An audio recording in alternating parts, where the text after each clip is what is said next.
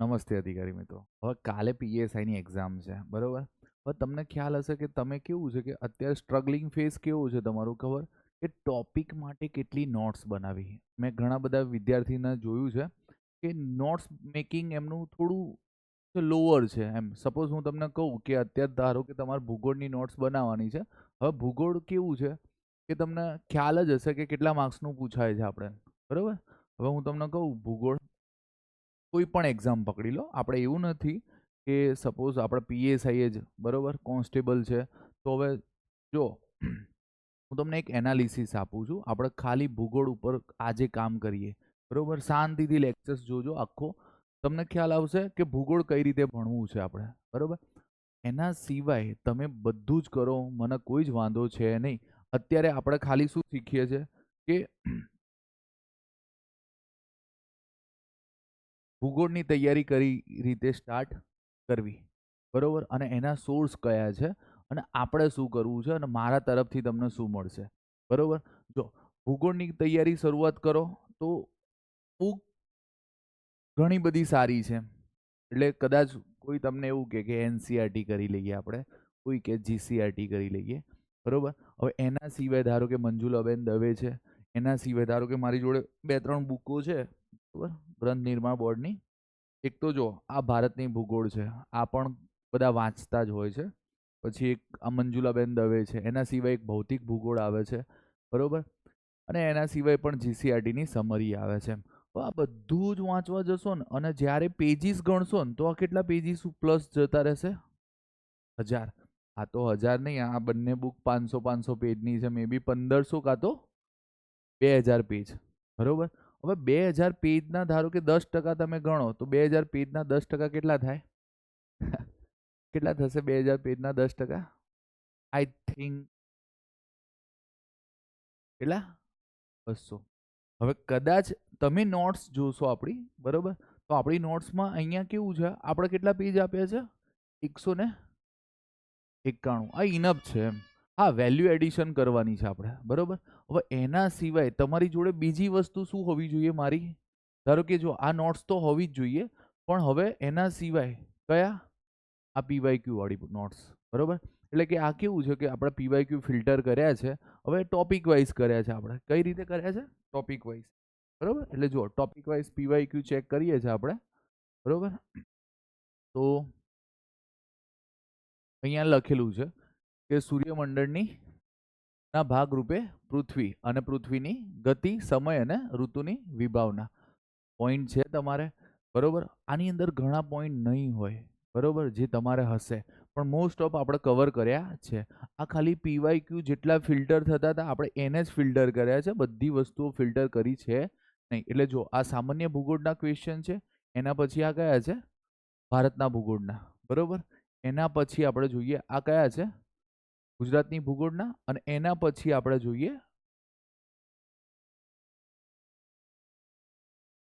વસ્તી, બરોબર? અને વસ્તી સિવાય અહીંયા વિશ્વના ક્વેશ્ચન છે. આ રીતે ફિલ્ટર નહીં કર્યા અત્યારે, પણ ડાયરેક્ટ ક્વેશ્ચન મેં લખી દીધા છે ત્યાં, બરોબર? એટલે બધા ક્વેશ્ચન એક સાથે આપી દીધા છે. હવે જો આ બુકમાંથી તમારે આ કઈ રીતે યુઝફુલ રહેશે તમારે? હવે જો કે હું એકાદું પેજ બતાવું તમને. સપોઝ આપણે બુધ ગ્રહ જોઈએ. શું જોઈએ? બુધ ગ્રહ, બરોબર? હવે જો બુધ ગ્રહ કદમાં સૌથી નાનો અને સૂર્યની સૌથી નજીકનો છે. સૌરમંડળમાં ભ્રમણ કક્ષાનો સમયગાળો કેવો છે? સૌથી ઓછો છે. રંગ કયો છે? પીળાશ. કોઈ ઉપગ્રહ નથી અને ભ્રમણ કક્ષામાં સૌથી ઝડપી પ્રદક્ષિણા. એટલે પોઈન્ટ કેટલા છે? 5. તમારે બુધ ગ્રહ માટે છઠ્ઠો પોઈન્ટ ક્યારે કરવાનો? જ્યારે પૂછાય તો. નહીં તો આના સિવાય બુધ ગ્રહમાં આપણે કોઈ જ વસ્તુ ગોખવાની નથી. જો માર્કેટમાં બુક્સ અને મટીરિયલ્સ એટલા પ્રમાણમાં છે ને કે ઘણીવાર કેવું થાય છે કે સ્માર્ટ તૈયારી કોને કહેવાય? હવે જો આ કદાચ નોટ્સ લખવા બેસો ને શાંતિથી, હું તમને એમ કહું છું કે આપણે જીપીએસસીની અંદર 3 કલાકમાં અત્યારે હવે 58 પેજ કર્યા છે મેઇન્સમાં. તો એ 58 પેજ લખવા પડે છે આપણે. તો સપોઝ હું તમને કહું કે આને 58 પેજ તમે 3 કલાકમાં લખો છો, એ ના છૂટકે, બરોબર? મેઇન્સ આપવાની હોય એની વાત કરું છું. અને કેવું છે કે હવે બધી એક્ઝામમાં મેઇન્સ છે એટલે બધાએ તૈયારી તો કરવી જ પડશે.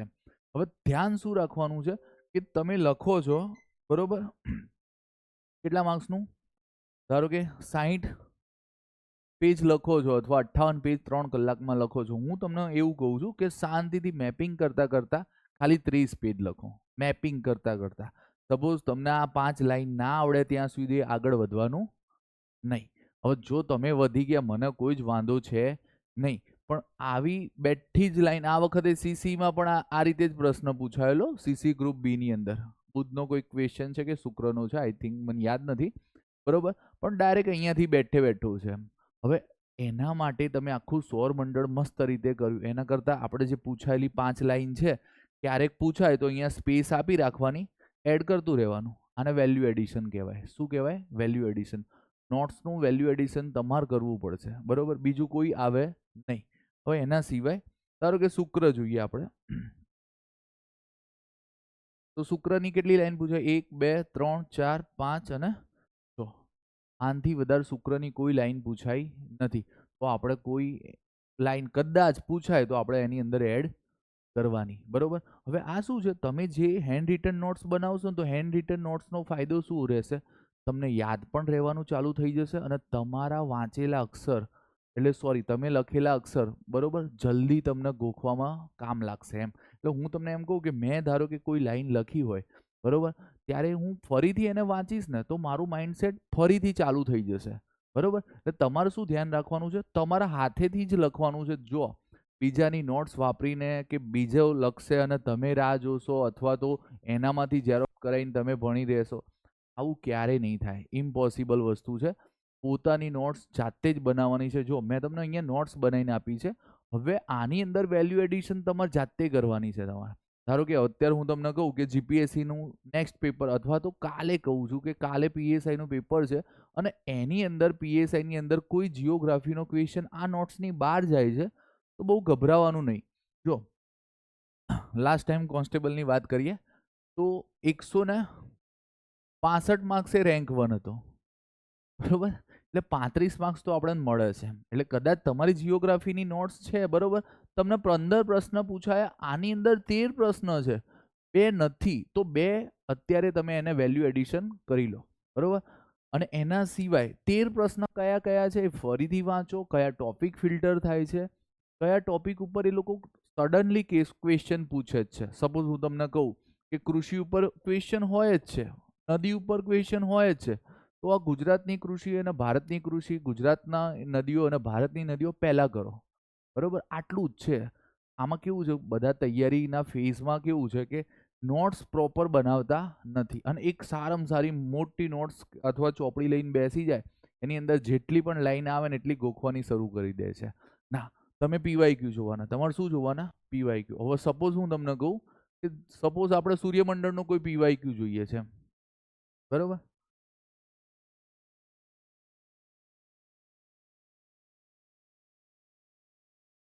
જો અહીંયા શું લખ્યું? પૃથ્વીના જોડકા તરીકે ઓળખાતો ગ્રહ કયો છે? શુક્ર.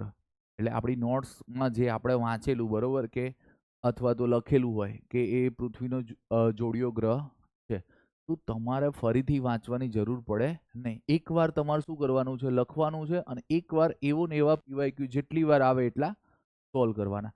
આનાથી વધારે ભૂગોળમાં કંઈ જ કરવાનું છે નહીં. એટલે આટલા જેટલા પણ પોઈન્ટ છે ને આપણે ચોપડીમાં સપોઝ આ નોટ્સમાં એ બધું લખેલું છે મેં બરોબર, અને એના સિવાય જીસીઆરટીની સમરીમાં પણ આપણે મૂકેલું છે બરોબર. હવે જો તમને ભારતનું ક્વેશ્ચનો જોઈએ આપણે બરોબર.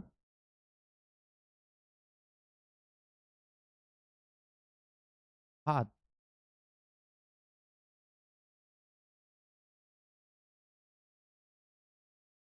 ભારત સ્થાન વિસ્તાર અને સીમા. આની ઝેરોક્સ તમારી જોડે હોય તો આની અંદર જ એનાલિસિસ ચાલુ કરી દેવાનું એમ.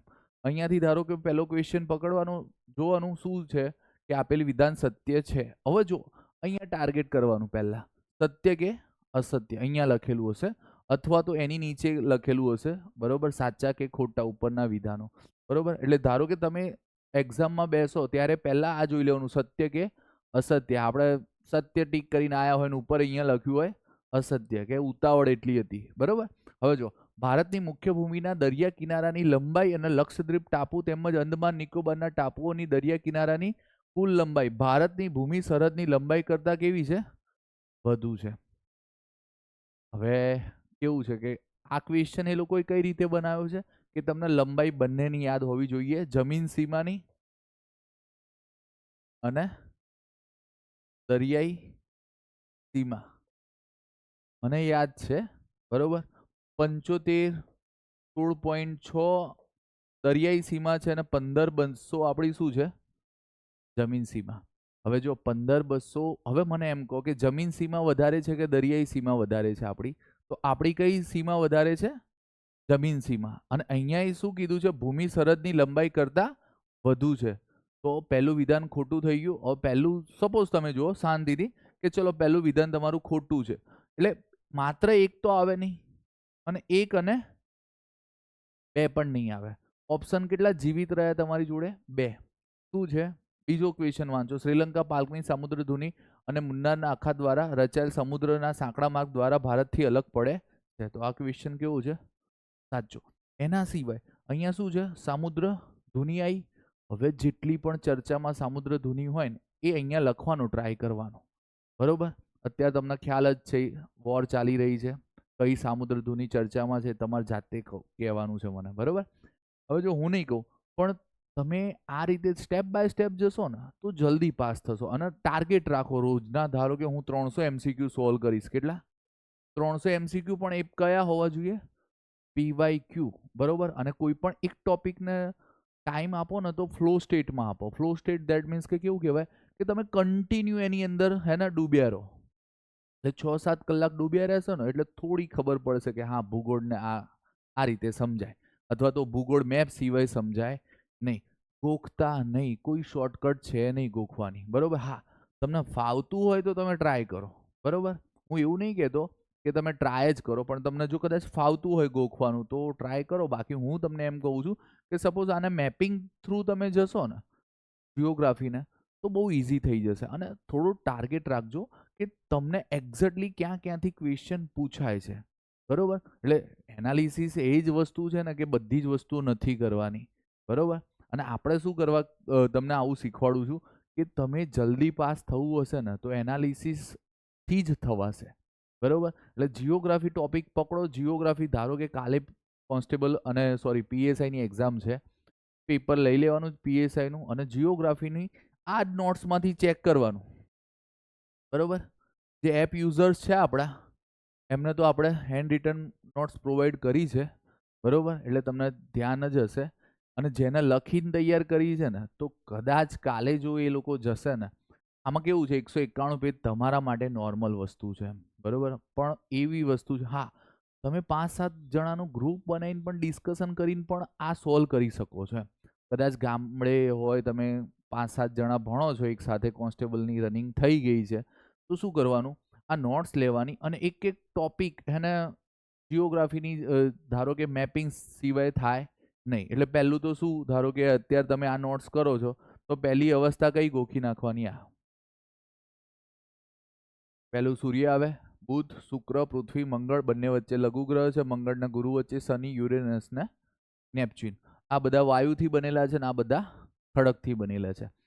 પહેલા તો એનો ક્રમ ગોખો બધા ભેગા થઈને. એટલે સ્ટેપ બાય સ્ટેપ કરશો ને તમે. ગ્રુપમાં પણ જો ગ્રુપ કેવું હોવું જોઈએ કે જ્યાં તમારા માટે બધા પોઝિટિવ હોવા જોઈએ. બરોબર. સપોઝ તમે 5 જણા તૈયારી કરો છો, બરોબર, તો 5 કેવા હોવા જોઈએ? પોઝિટિવ, કે ના આ વખતે આપણે પાસ થઈ જવાનું છે. બરોબર. એટલે આપણે કેવું છે, અત્યારે મેં તમને આ હેન્ડ રિટન નોટ્સ કઈ રીતે તૈયાર કરવી, બરોબર, તો તૈયાર કરેલી જ છે. ખાલી તમારે બેઠે બેઠું કેવું છે, આરોગવાનું છે. હવે એના સિવાય વેલ્યુ એડિશન તમારે કરવાની છે. બરોબર. અને એના સિવાય ક્યાંય પણ ખબર ના પડે તો તમે મને એપ્લિકેશનમાં મેસેજ કરજો, હું તમને રિપ્લાય આપી દઈશ. બરોબર. મળીએ.